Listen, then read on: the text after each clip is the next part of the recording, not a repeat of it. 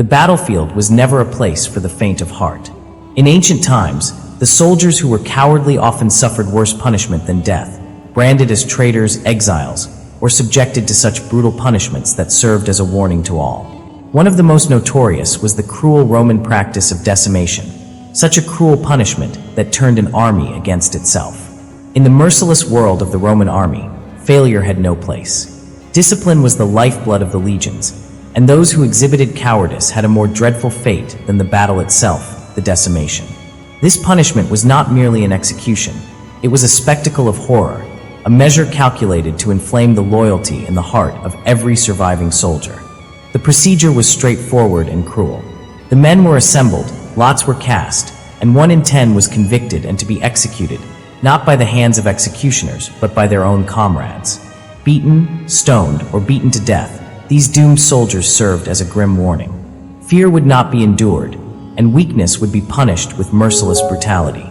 The most notorious example of decimation was after the Battle of Cannae in 216 BC. Hannibal's Carthaginian army had annihilated an army of nearly 86,000 men, leaving the Republic stunned. Rome stumbled in its wake after one of its worst defeats. Suspicion and anger returned within. The surviving legions, those who had deserted the battlefield, did not meet with mercy. Instead of direct execution, the Roman Senate decreed its decimation. Hundreds were slaughtered, not merely as punishment, but as a declaration. Rome would sooner kill its own people than allow cowardice to take hold. The survivors, disarmed and shamed, were exiled to Sicily without the right to fight again.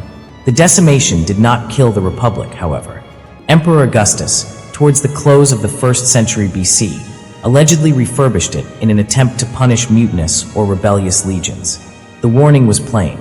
Rome was founded upon the steel of its soldiers, and the losers would serve as an example that future centuries would not forget in a hurry.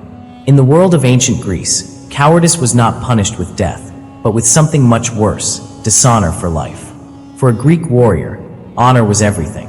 A man who turned his back on battle was not only an individual failure. He became a stain for his family, his city, and the very ideals of the polis. Death was preferable to the shame of surviving out of fear. Even the great Alcibiades, one of the most brilliant but controversial generals of Athens, was not exempt from this implacable judgment. At the end of the 5th century BC, in the midst of the chaos of the Peloponnesian War, he was accused of abandoning his city at a crucial moment. Although he did not flee from a terrified battlefield, his decision to escape instead of facing a trial was seen as an act of betrayal. Athens responded with exile, a punishment worse than death for a man of his stature. His name became a warning, a lesson on what happens when someone puts their own survival above the honor of the city. But no Greek state was more implacable than Sparta. For a Spartan, cowardice meant absolute social annihilation. A warrior who fled from combat was stripped of all status, forced to wear rags instead of armor, and even denied the right to marry. In a society that venerated strength above all, being marked as a coward was a worse fate than death. The shame of the military failure also pursued Athens after the Battle of Delium in 424 BC. When the Athenian hoplites abandoned their comrades in a disastrous retreat, they returned home not as soldiers, but as pariahs. In a democratic city where reputation was everything, public dishonor could ruin a man's life. For the Greek warriors, fear was never an excuse, only an indelible mark of dishonor. Genghis Khan's ruthless executions for the retreating warriors. Fighting under Genghis Khan's command meant accepting the brutal and inflexible laws of the Mongol Empire, where failure was never tolerated and disobedience was equivalent to a safe death. The Mongolian war machine was not built only by force, but with absolute discipline. Every soldier understood that cowardice was not an option, because the great Khan had no place for the weak. Those who abandoned the battlefield not only risked humiliation, they invited a rapid and relentless execution. During the Mongol conquests of the 13th century, Genghis Khan imposed a zero-tolerance policy for the retreating warriors. An infamous narration tells how a Mongol army retreated prematurely in the face of the Horsemith Empire. Upon returning to the camp, Genghis Khan ordered the execution of 1 in 10 soldiers, making sure that the fear of the leader was greater than the fear of the enemy. Unlike the Roman decimation, which depended on chance, the Mongols used to point first to the officers and commanders, considering them directly responsible for the failure, but the consequences of cowardice extended beyond the battlefield. If an entire unit was found guilty of withdrawing without orders, their families could also be executed. This was not only a punishment, but a psychological weapon that guaranteed that each Mongol warrior fought with the strength of a man who knew he had no choice but victory. Even after his death, Genghis Khan's reputation as an implacable executioner of the discipline remained legendary. His successors kept these brutal methods, consolidating the fearsome reputation of the Mongol army. The Mongol kingdom in the medieval world, where the honor of a knight was worth more than his life, cowardice was the greatest betrayal. A knight was not simply a warrior. He was a symbol of chivalry, duty, and unbreakable courage. Fleeing the battlefield meant destroying that image, reducing a proud warrior to nothing more than a shame. And the punishment for such failure was not always death, but something much worse, public humiliation and the loss of everything that defined a knight. One of the most severe penalties was the ritual of degradation, in which a dishonored knight was stripped of his rank in a ceremony as painful as any battle wound. His spurs, formerly a symbol of his status, were brutally severed. His sword, emblem of his chivalry, was broken in front of him.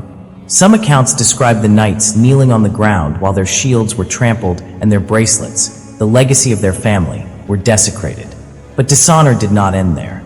A retreating knight might be exiled from his property, stripped of his nobility, and sentenced to roam like a man without a name. On occasion, he was also made to wear rags rather than his armor, a living embodiment of his shame. Others, not being able to endure the ignominy, preferred exile or even suicide rather than living as an outcast. At a time when the legacy was everything, a knight who fled the battle not only lost his title, he lost his very identity. His name became a whisper of failure, a warning to all who wielded a sword. Courage was not only expected, it was required. The price of failure in battle. In feudal Japan, samurai did not fear death, they feared dishonor. A warrior who withdrew from combat or failed in his duty not only dishonored himself, he brought shame upon his clan, his ancestors, and the code that defined his existence. The code of the Bushido, the sacred path of the warrior, demanded absolute loyalty and unbreakable courage. Showing fear or not being up to it was an unforgivable failure that only had one way to redemption, the seppuku. The seppuku was not a punishment imposed by rulers, it was a duty that the warrior himself assumed. A samurai who had lost a crucial battle or failed his lord used to receive an election, to live in dishonor or restore his honor through a solemn ritual. With unbreakable determination, he kneeled in ceremonial attire, prepared his blade, and proceeded with a ritualized act of self-discipline. This moment used to be witnessed by other warriors, reinforcing the final commitment of the samurai with honor. In many cases, a second warrior waited with him to quickly complete the ritual, ensuring that the process remained dignified. This was not only a consequence, it was a declaration. A samurai who accepted this path showed that his devotion to the code was unbreakable, even in defeat. In the warrior culture of Japan, dishonor could be erased, but the honor gained through sacrifice and loyalty was eternal. History has never been compassionate with those who fail in battle. Throughout empires and eras, cowardice was not considered a mere personal fault, but a disease that threatened the very foundations of armies and nations. And for that reason, the punishments were severe, designed not only to eliminate the weak, but to instill fear in those who remained.